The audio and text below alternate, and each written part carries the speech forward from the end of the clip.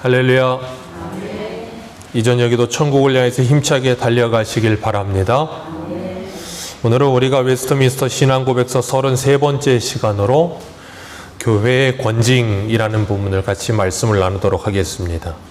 교회의 권징. 우리가 지금 계속해서 교회에 대해서 살펴보고 있어요. 그래서 예수님께서 제정하신 성례가 무엇인지, 성찬과 세례에 대해서 우리가 보았고, 오늘은 교회의 권징에 대해서 보게 되는데, 이 땅의 교회는 이런 것이 교회다라고 하는 분명한 표지가 있습니다. 이것이 있으면 교회다 하는 그 표지가 세 가지가 있는데, 첫 번째는 뭐냐면 올바른 말씀의 선포예요. 올바른 말씀의 선포라는 말은 올바르지 않은 말씀의 선포도 얼마든지 있을 수 있다는 거죠.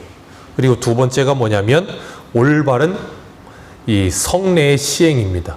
성찬과 세례, 우리가 지난주, 지지난주에서 보았던 것처럼 성찬에 대해서 잘못된 견해를 가지고 잘못된 성찬을 행하는 것 말고 올바른 성찬과 세례의 시행이 있을 때 그 교회는 올바른 교회다라고 이야기하고, 마지막 세 번째 교회 표지가 뭐냐면 성경 말씀을 따른 올바른 권징입니다. 교회는 이 세 가지가 있을 때라야 저 교회는 참 교회다라고 말하는 거예요. 그 세 가지가 뚜렷하든 아니면 조금 강도가 약하고 흐리든 그것과 상관없이 분명히 이 세 가지가 있을 때라야 교회이지, 이 세 가지가 없으면 교회가 아닙니다. 그런데 참 안타깝게도 올바른 말씀의 선포와 그리고 올바른 성례의 시행은 있는데, 세 번째 올바른 권징은 교회에서 점점점 사라지고 오늘날은 찾아보기가 힘든 시대가 됐죠. 예전에는 성도들이 무엇인가를 잘못하면 예배당에 권징석 같은 게 있었어요. 예전에는 있었습니다. 지금 교회에는 권징석이라는 건 없어요. 있으면 큰일 납니다. 아마 차별한다고 난리치고 아마 경찰 데리고 올지도 몰라요. 예전에는 권징석이라는 게 있어서 성도들이 예배에 늦거나 아니면 성도들이 뭘 잘못하거나 그러면 그 권징석에 앉혔어요. 그러면 어떻게 되겠어요? 권징석에 앉는 것만으로 온 성도들이 다 그 사람이 지금 무엇인지 모르지만 뭐가 잘못했구나 하는 걸 알 수 있단 말이에요. 그러니까 거기 앉는 것 자체가 어떤 상태냐면 가시방석을 앉는 거예요. 얼굴이 뜨끈뜨끈하고 온 성도들이 자기에 대해서 말하고 있지 않는데도 귀는 온 귀가 자기에게 말하고 있는 것처럼 들려지고 온 집중이 자기한테 다 되는 것처럼 느껴지게끔 부끄러움을 느끼게 만들어요.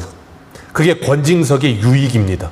왜냐하면 그래야만 다시는 그 죄에 대해서, 다시는 그 잘못에 대해서 뭐 하겠어요? 반복하지 않게 되는 거예요. 그래서 권징석이라는 게 있었던 거예요. 그래서 권징을 통해서 잘못된 길을 가고 있는 성도들이 올바른 길을 가도록 하고, 잘못된 신앙생활하고 있는 성도들이 바로잡아주기 위해서 권징석이라는 게 있었죠. 마치 가정에서 부모가 자녀들이 잘못된 길을 가면 무섭게 책망하고 때로는 회초리를 들기도 합니다. 그래서 잘못된 길로 가는 자녀를 바로잡아주죠. 부모가 자녀를 위한다고 하면서 혼내지 않고 회초리를 들지 않는 건 자녀를 사랑하는 게 아니라 오히려 자녀를 죽이는 거예요. 그건 부모로서의 직무를 유기하는 거죠. 왜냐하면 자녀가 지금 사망의 길로 가고 있는데 그걸 그냥 내버려 두고 그냥 사랑하니까 괜찮아 그러고 보고 있다고요? 그건 사랑하는 게 아니에요. 잘못된 사랑은 오히려 자녀를 죽이는 겁니다. 그런 것처럼 부모가 자녀를 그렇게 바로잡아 주는 것처럼 교회가 성도를 바로잡는 일은 당연해야 된다는 거예요. 잘못된 길을 가는데 내버려 두는 가장 대표적인 사람이 사무엘상에 나오는 엘리 제사장이죠. 엘리 제사장의 두 아들 홈니와 비느하스가 하나님을 알려고 하지도 않고 하나님께 드려지는 제사 제물에 대해서 백성들보다도 못하게, 백성들은 제사 지내고 나면 주겠다고 하는데도 제사를 드리기도 전에 자기들이 먼저 빼앗아 가서 고기를 먹고 있고, 성전에서 봉사하고 있는 여인들과 성관계를 맺고 있고, 그런 걸 엘리가 듣고서도 뭐해요? 그들을 엄중하게 징계하고 쫓아버리든가 어떻게 했어야 되는데 그러지 않고 그냥 내버려 두죠. 그리고 그냥 말로 몇 마디 하고 끝냅니다. 그러다가 두 자녀를 죽이죠. 그런 일이 일어나는 거예요. 그런 일이 일어나요.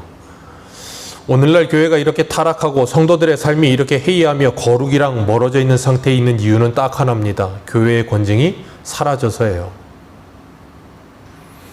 하나님은 오늘 새벽에도 신명기 14장의 말씀을 통하여서 우리에게 거룩을 생각하라 그러셨어요. 그러면서 죽은 자를 애도하는 방법에 대해서, 그리고 그들의 음식을 먹는 방식에 대해서 짐승이나 물고기나 공중에 나다니는 새나 모든 이 음식에 있어서 먹어야 될 것과 먹지 말아야 될 것을 구별해 놓으셨다 그랬어요. 그죠? 그건 뭘 의미하는 거라 그랬어요? 음식 자체를 먹고 먹지 않는 게 중요한 일이 아니라 그랬습니다. 그걸 왜 하나님이 무슨 의도와 무슨 목적을 가지고 구별해 놓으신지 모르지만 하나님께서 구별해 놓으셨기 때문에 우리는 그것에 따라서 뭐 해야 돼요? 순종해야 돼요. 순종하면서 뭘 배워야 되냐면 하나님의 거룩을 배워야 되는 거예요.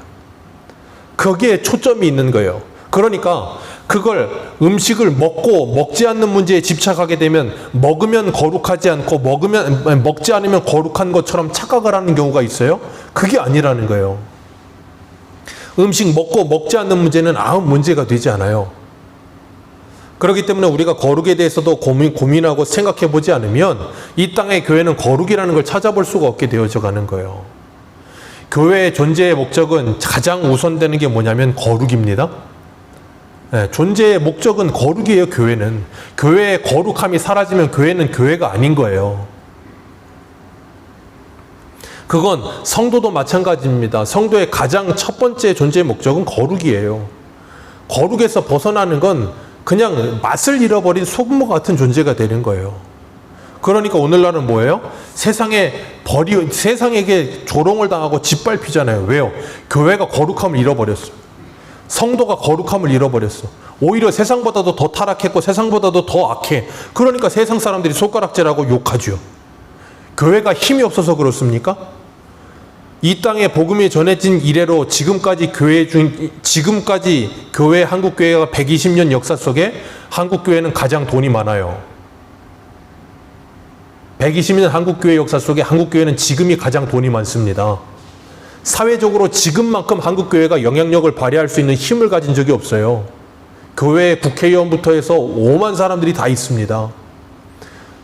우리나라에 이 무슨 정부 부처에 있는 사람들 웬만한 사람들 찾아보면 웬만하면 기독교인들 거의 대부분이에요. 많습니다.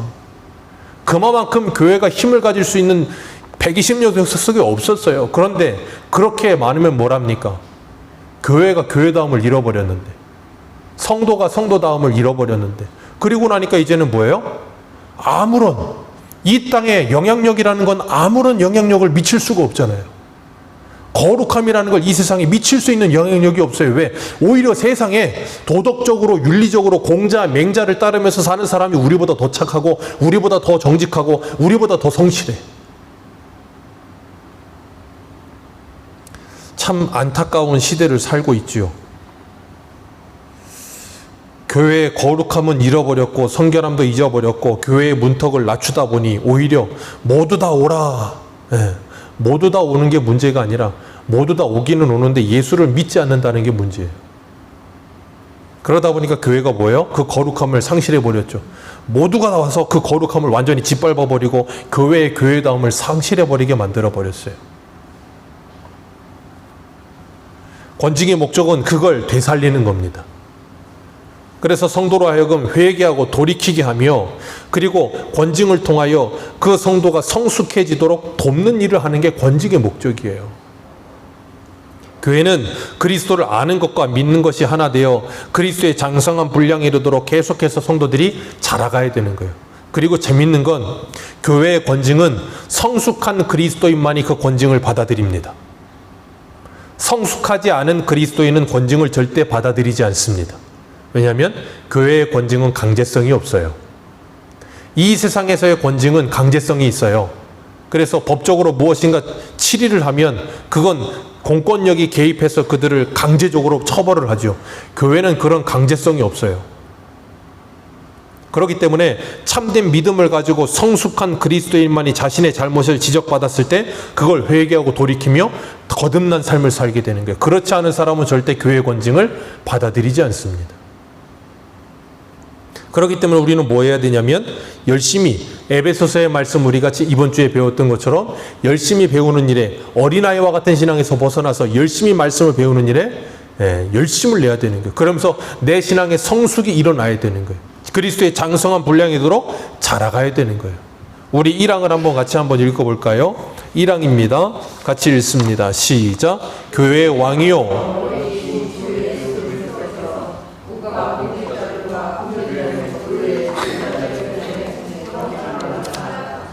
네.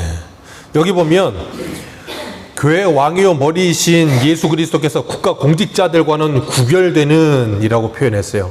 그 말은 뭐냐면 하나님께서 이 땅의 국가 공직자들도 세우셨다 그 말이에요.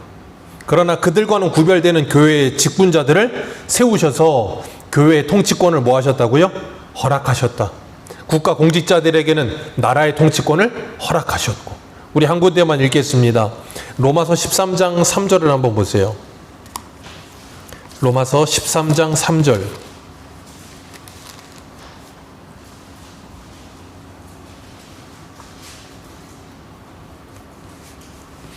로마서 13장 3절입니다. 3절부터 5절까지 우리 같이 읽겠습니다. 시작.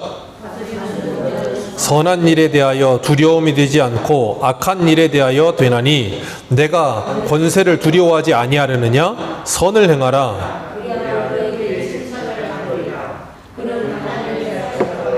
내게 선을 베푸는 자니라. 그러나 내가 악을 행하거든 두려워하라.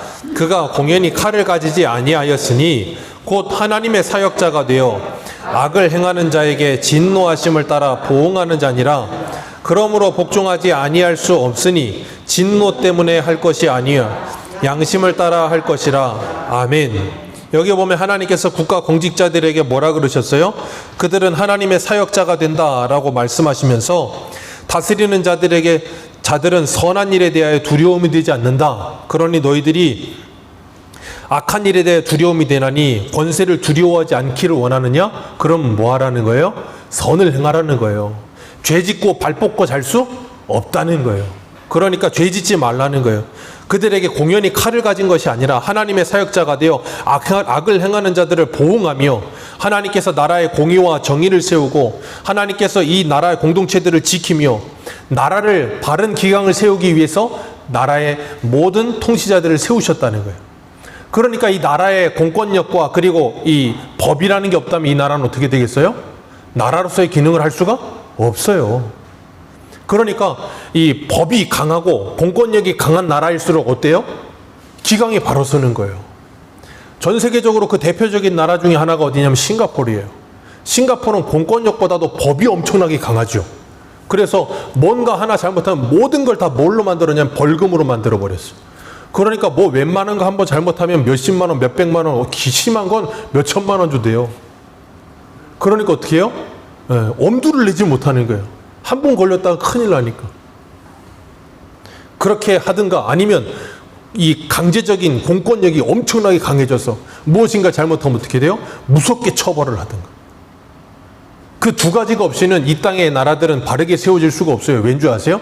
인간의 죄된 본성은 항상 오고 오는 세대 속에 항상 그 죄된 본성은 그 안에 내재되어 있기 때문에 그래요. 뭐 계몽하면 사람들을 가르치고 뭐 하면 이게 될 것, 그런 일 없어요. 사람은 계몽해서 되는 문제가 아니거든요. 그래서 하나님께서는 이 땅의 모든 공권력을 사용하시고 사법 법정들을 사용하시고 판사, 검사, 변호사 그런 사람들을 통해서 무엇인가 잘못된 걸 바르게 잡게 하듯이 교회에도 그런 일들을 하게 하셨어요. 그래서 교회에도 뭐가 있냐면 헌법이라는 게 있어요. 그래서 교회에서 무슨 큰 문제들이 있을 때는 어떻게 하냐면 노회에서 나와서 교회를 이 헌법대로 이 치리를 하고 이런 일들이 일어나기도 하는 거예요. 그리고 그만큼의 큰 일이 아니면 교회 안에서 그 모든 일을 이렇게 다 정리하게끔 만들어 놓으신 거예요. 그래서 고린도전서 한 군데 한번 읽어볼까요? 고린도전서 어디를 보시냐면 6장입니다. 고린도전서 6장.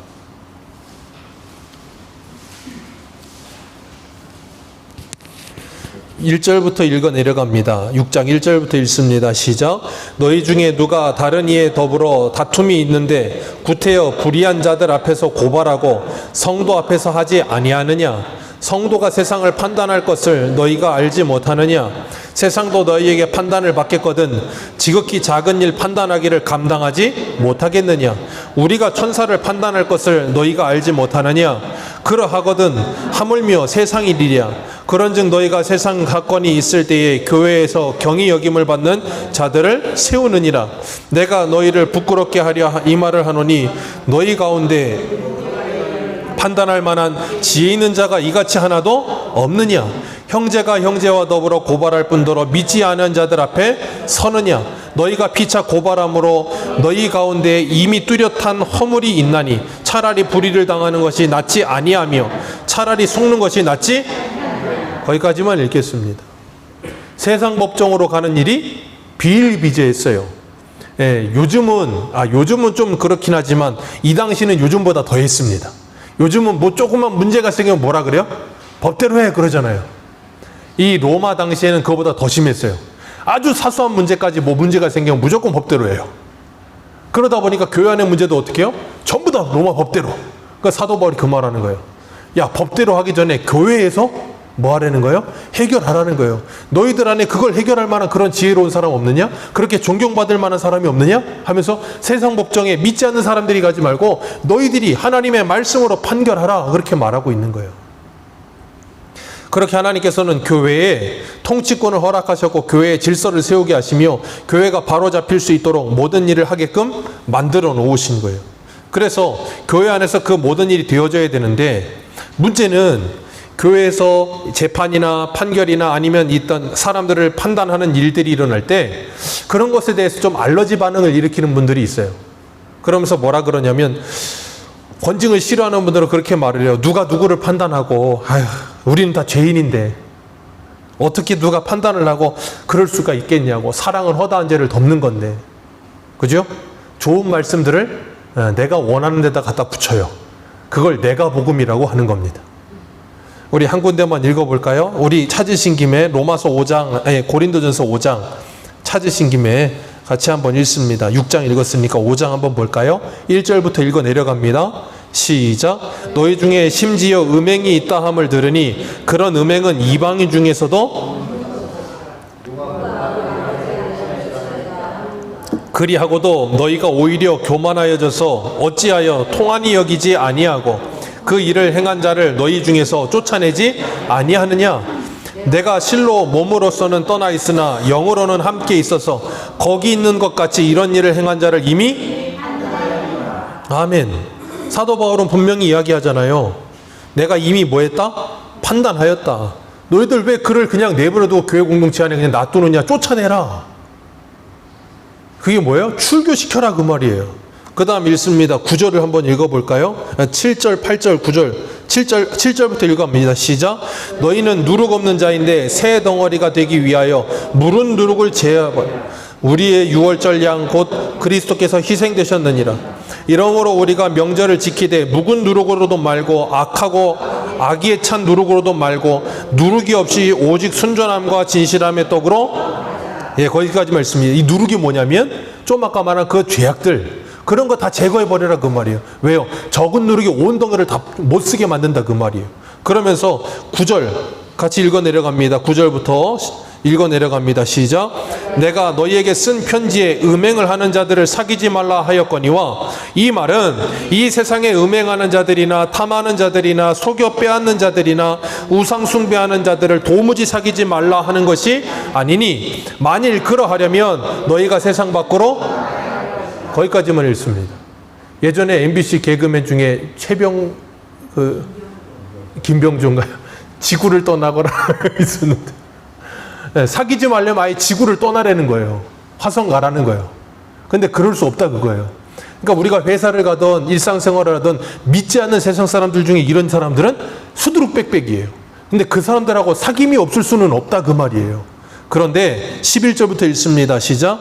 이제 내가 너희에게 쓴 것은 만일 어떤 형제라 일컫는 자가 음행하거나 탐욕을 부리거나 우상 숭배를 하거나 그런 자와 함께 먹지도 거기까지 말씀입니다. 여기 뭘 말해요? 이걸 너희들에게 쓰는 것은 어떤 형체라 일컫는 자들 신명기 13장에서는 하나님께서 가족들이라 할지라도 우상 숭배하게 만드는 자들은 다 제거하라 그러시잖아요. 무섭게. 그런 것처럼 여기 어떤 형제라 일컫는 교회 안에 있는 사람들, 그들 중에 음행하거나 탐욕을 부리거나 우상 숭배하거나 모욕하거나 술 취하거나 속여 빼앗거나 그런 자들은 뭐하라? 사귀지 말아라. 그리고 12절 같이 읽습니다. 시작. 밖에 있는 사람들을 판단하는 것이랴 내게 무슨 상관이 있으랴. 교회 안에 있는 사람들이야 너희가 판단하지 아니하랴. 밖에 있는 사람들은 하나님이 심판하시려니와 이 악한 사람은 너희 중에서 쫓아내라. 믿지 않는 세상 사람들은 세상 법정에서 알아서 할 거고 그거 너희들 상관하지 말고, 그런데 너희들 교회 공동체 안에 이런 일이 있다면 이거 어떻게 판단 안 하고 그냥 내버려 두겠느냐 그 말이에요. 그러면 안 된다 그 말이에요. 한 사람이 그러면 그건 주변에 있는 사람들이 전부 다 그래도 된다고 생각하기 시작하면 온 교회가 병든다 그 말이에요. 마치 암덩어리가 퍼져나가듯이. 그렇기 때문에 그건 뭐 하라고요? 단호하게 잘라야 한다. 단호하게 잘라서 뭐 하려고요? 그를 다시 돌이키게 하기 위해서 충격요법을 주는 거죠. 마치 권징석에 앉히듯이 온 사람들의 이목을 받게 하여 부끄러워서 견딜 수 없게 만들어서 이 죄가 그렇게 나쁜 것이구나 하는 걸 철저하게 깨닫고 돌이키게 만드는 일, 그걸 하기 위해서. 그런데 오늘날은 그런 일들이 교회 안에서 찾아보기가 쉽지가 않죠. 참 안타까운 일이에요. 그러다 보니까 교회도 성도도 거룩함은 찾아보기가 힘든 시대가 되는 시대. 오늘 본문을 보면 오늘 본문 15절에 이렇게 말씀하고 있어요. 네 형제가 죄를 범하거든 너 가서 너와 그 사람만 상대하여. 여기 이 말씀이 중요해요. 어떤 사람이 죄 짓는 걸 봤어요. 그럼 뭐 하라고요? 조용히 가서 너와 그 사람만 상대하여서 뭐 하라고요? 권고하라. 그 말은 뭐냐면 책망하고 타일르라 그거예요. 교회 다니면서 직분을 받았으면서 이러면 안 된다고, 이렇게 해서 되겠느냐고 하고서 타일르라는 거예요. 그래서 그 사람이 만약에 돌이키면 너는 네 형제를 얻을 것이요. 그러지 않으면 어떡하라고요? 16절에 듣지 않으면 한두 사람이 증인으로 돼서 같이 가서 뭐 하라고요? 같이 그에게 권고하고. 그런데도 듣지 않고 돌이키지 않으면 17절에 그럼 어떡하라고요? 교회에 말하고. 교회의 말도 듣지 않거든 어떻게 여기래요? 이방인과 세리와 같이 여기라. 그 말은 뭐냐면 교회에서 출교시키라 그 말이에요. 무섭죠? 요즘은 출교라는 말 안 쓰잖아요. 찾아보기도 쉽지 않고. 출교라는 말 안 쓰는 이유가 왜 안 쓰는 줄 아세요? 출교하기 전에 이미 스스로 셀프 출교를 합니다. 셀프 출교를 해요. 만약에 요즘 이렇게 한다고 하면 난리가 날 겁니다. 목사가 사랑이 없이 어떻게 권징하냐고. 교회가 사랑이 없는 것 같다고. 어떻게 뭐 좀 잘못했다고 이렇게 할 수 있느냐고. 오늘날의 교회의 수준인 거예요, 그게. 교회가 성경적으로 올바른 권징이 회복되어서 정말 교회의 거룩성이 회복되고 성도의 거룩성이 회복되어 갈 때 교회와 성도는 그리고 하나님의 이름은 이 땅에서 영광을 받게 될 줄 믿으시길 바랍니다. 그게 상실되어서 하나님의 이름이 이 땅에 떨어져서 밟히고 있는 것뿐이에요. 교회에서 사람들이 잘못된 생각으로 그리고 인간적인 방법의 사랑의 개념을 가지고 윤리 도덕적인 사랑을 가지고 성경적으로 올바른 사랑을 하지 못하니까 뭐예요? 점점 교회가 병들고 망가져 가는 거예요. 그러다 보니까 무엇인가 잘못되었을 때 어떻게 합니까?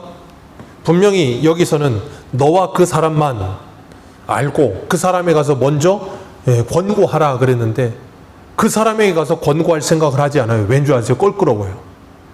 가서 뭐라고 권고하면 뭐라 그러겠어요? 네가 뭔데? 네가 날 알아? 너나 잘해. 그런다고요. 그런 껄끄러운 관계 되기가 싫으니까 뭐예요?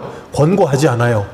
그리고 어떻게 하냐면 그 사람만 모르고 온 교회가 다 알게끔 소문을 냅니다. 그럼 뭐 하는 거예요? 그 사람을 죽이는 일이에요. 온 교회에 죄인이라는 낙인을 찍어버리는 일이에요. 그런 일 하지 말라는 거예요.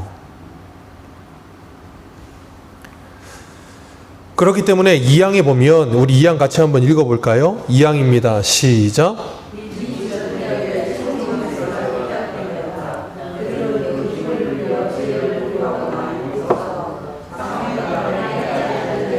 말씀과 권징으로 천국의 문을 닫고 회개하는 자에게는 복음의 사역과 권징의 사면을 통해 천국 문을 열어주는 권세를 지닌다 그랬어요. 직분자들에게 천국의 열쇠가 위탁되어 있다라고 말씀을 하십니다. 오늘 18절에서는 진실로 너희에게 이르노니 무엇이든지 너희가 땅에서 매면 하늘에서 매일 것이고 땅에서 풀면 하늘에서도 풀리리라 라고 말씀하세요. 요한복음 20장 23절은 이렇게 말씀하세요. 너희가 누구의 죄든지 사하여지면 사하여질 것이요 누구의 죄든지 그대로 두면 그대로 있으리라. 가톨릭은 이것을 잘못 곡해하여서 교회가 정말로 천국을 보내고 안 보내는 걸 교회의 권한 안에 둔 것처럼 착각을 하는데 그런 일은 없습니다.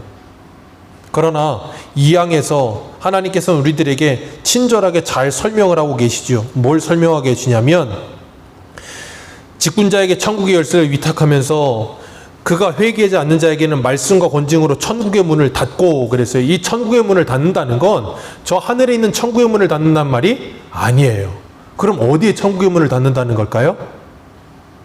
쉬운 말로 우리가 이해하기 쉽게 이 천국 문을 닫는다는 걸 뭘로 치환하면 되냐면 저 교회의 문을 닫는다 그 말이에요.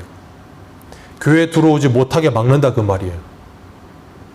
그게 천국문을 닫는다는 거예요. 그리고 그가 회개하는 자에게는 복음과 사역과 권징의 사면을 통해서 천국문을 뭐 한다고요? 열어주는 거예요. 그래서 그가 교회 공동체 안으로 들어와서 공동체와 함께 교제하고 즐거워하는 일이 일어나게끔 해주는 거예요. 그걸 누구에게 맡겼다고요? 교회의 직분자들에게.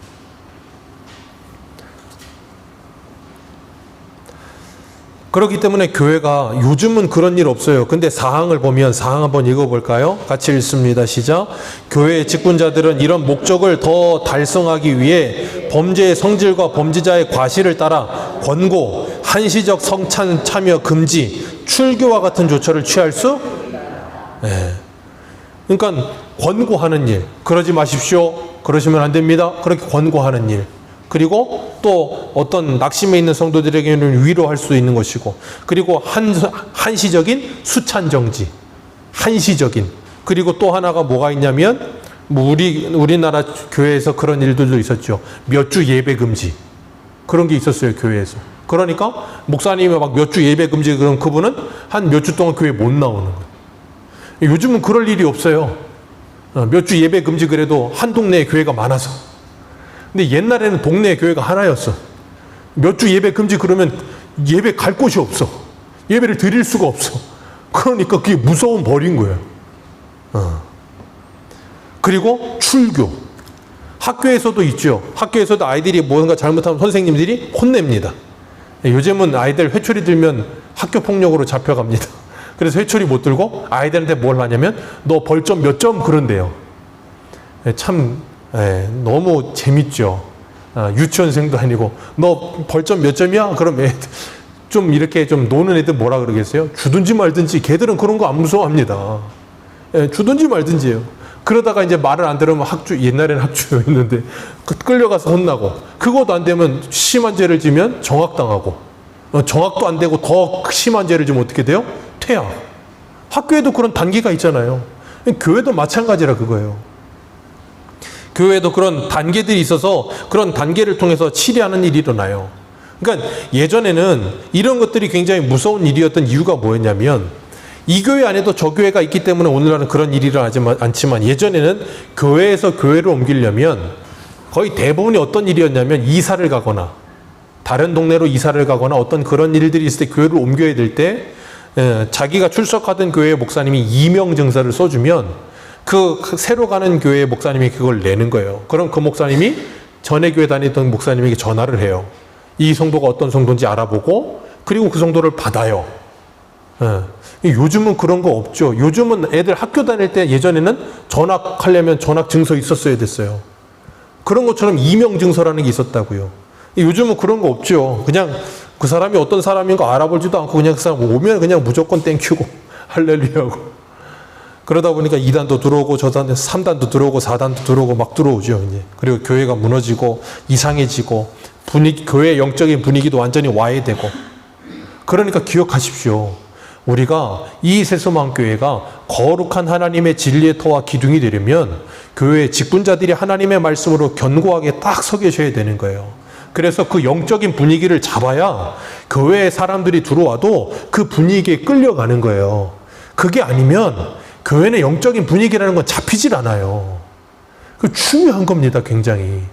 어린아이들을 두고 보세요. 어린아이들이 도서관 가잖아요? 조용합니다. 왠 줄 아세요? 도서관 가서 떠들면 안 된다는 건 어른애들도 알아요. 그게 뭐예요? 그 도서관의 분위기라는 거예요. 이 새소망교회만의 거룩한 분위기라는 게 있어야 되는 거예요. 그 영적인 분위기가 있어야만 이 교회가 거룩하게 잡혀져 간다니까요, 그게. 그러려면 어떻게 해야 되냐면 앞선 직분자들이 하나님의 말씀과 교회에 전무하시면서 정말로 하나님의 말씀으로 말미암아 거룩한 아름다운 하나님의 사람들께 성숙하고 성장하는 모습이 성도들에게 비춰져야 되는 거예요. 그러면서 아, 신앙생활은 저렇게 하는 거구나 하고 보여주실 수 있어야 되는 거예요. 그래야만 교회는 건강하게 세워지는 겁니다. 그런 의미에서 보면 교회의 권징이 사라짐, 그거 참 너무나도 안타까운 일이죠. 너무나도 안타까운 일이에요. 예전에는 지금 이제 거의 대부분 이제 소천하고 계시는 강력한 카리스마를 가진 목사님들, 그런 분들이 살아 계실 때만 해도, 뭐, 오카노 목사님, 아니면 뭐, 하영조 목사님, 그런 목사님들이 살아 계실 때만 해도 좀 약간 교회에 강력한 권위가 있었고, 그 다음에 뭔가 잘못했을 때 치리하는 일도 있었는데, 요즘은 그런 걸 찾아보기가 쉽지 않죠. 너무나도 교회의 거룩성이 무너져 내리고 있는 것에서 가슴이 아프고, 저 또한 많은 회개와 책임감을 느낍니다. 그렇기 때문에 우리가 하나님의 말씀을 바로 배우고 그 말씀을 통해 바로 세워지는 일이 중요해요. 그래서 사망을 한번 볼까요? 사망 같이 읽습니다. 시작. 교회의 권징이 필요한 이유는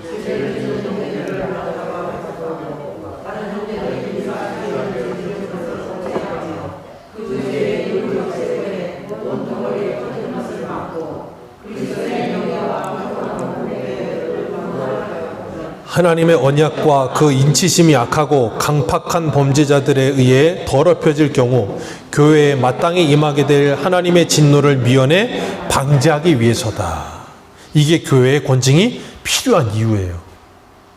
우리는 가만 내버려두면 결코 스스로 알아서 이런 일이 되지가 않아요. 그렇기 때문에 하나님께서는 교회에 이런 일들을 맡기신 거예요. 그렇기 때문에 우리가 이 일을 정말로 내가 하나님의 자녀요, 하나님께서 나를 이 교회에 세우신 하나님의 일꾼으로 세우셨다는 걸 믿는다면 그 권징을 달게 받고 그 권징을 통해 내가 변화되어가는 모습을 보여주면서 다른 이들에게 무엇인가 잘못했을 때 아, 이렇게 권징을 받는 것은 당연한 일이구나 하는 걸 느끼게끔 해줘야 되는 거예요. 그래서 무엇인가 바로 세워지고 바로 잡히는 일이 필요한 거예요. 그렇기 때문에 교회는 어른들이 필요한 거고요. 그러니까 아이들이 뭔가 잘못하면 뭐 하셔야 돼요? 혼내셔야 되는 거예요. 저희 아이들도 넷이 있는데 천박지처럼 뛰어노는데 아이들이 뭔가 정말로 잘못된 일이 있을 때는 어떻게 해요? 제가 못 볼 수도 있잖아요. 그때는 집사님이든 권사님이든 그걸 보셨으면 혼내는 거예요. 왜? 그래야 그 아이를 바로 잡아주고 그 아이를 세우는 거예요. 그게 사랑입니다. 그래야 교회가 질서가 잡히고 교회가 건강해지는 거예요. 그래서 하나님께서 우리들에게는 바른 말씀을 통하여서 교회를 바로 세워가면서 장성한 분량에 이르도록 성도님들이 신앙으로 아름답게 자라가면서 이 모든 일들이 자연스럽게 되어져야 되는 거예요. 그것이 뭐가 이상하거나 특별한 일이 아니라 자연스러운 게 되어야 되는 거예요. 그래서 교회는 죄로부터 점점점 멀어지고 하나님과 가까워지며 하나님의 거룩하심이 아름답게 드러나는 교회가 되어서 이 땅에 하나님의 나라를 보여줄 수 있는 공동체가 되어야 되는 거예요. 사람이기 때문에 교회는 완전할 수는 없어요. 완전할 수는 없으나 그 죄에 대해서는 정말로 우리들이 피 흘리기까지 싸우는 일이 필요한 거예요. 제가 그저껜가요? 새벽 예배 때도 말씀을 드렸어요. 우리가 죄와 싸우는 걸 위해서 하나님께서 실물 계시로 보여주신 게 코로나라고. 우리는 3년 동안 코로나와 얼마나 열심히 싸우셨습니까? 눈에 보이지도 않는 코로나. 죄가 눈에 보입니까? 죄의 현상이 보일 뿐이지 죄도 눈에 안 보여요. 우리가 코로나와 얼마나 많이 싸우셨습니까? 적어도 그 정도 싸우는 만큼은 죄랑 싸우셔야 되는 거예요. 죄와 철저히 싸우면서 죄를 뿌리 뽑기 위해 애쓰시면서 그렇게 싸운다고 해서 코로나가 완전하게 막혀든가요? 절대 안 막혀요. 완전하게 차단도 안 돼요. 그런데도 우리는 철저하게 싸웠죠. 그게 우리들이 죄를 대하는 태도예요. 우리가 죄와 철저하게 싸운다고 해서 나는 죄를 하나도 짓지 않을 거야. 그리고 죽어라고 싸운다고 해서 죄가 안 지어질 것 같으십니까? 아니에요. 그러면 그럴 수 없으니까 우리는 그냥 있어야 되네? 그것도 아니라고요.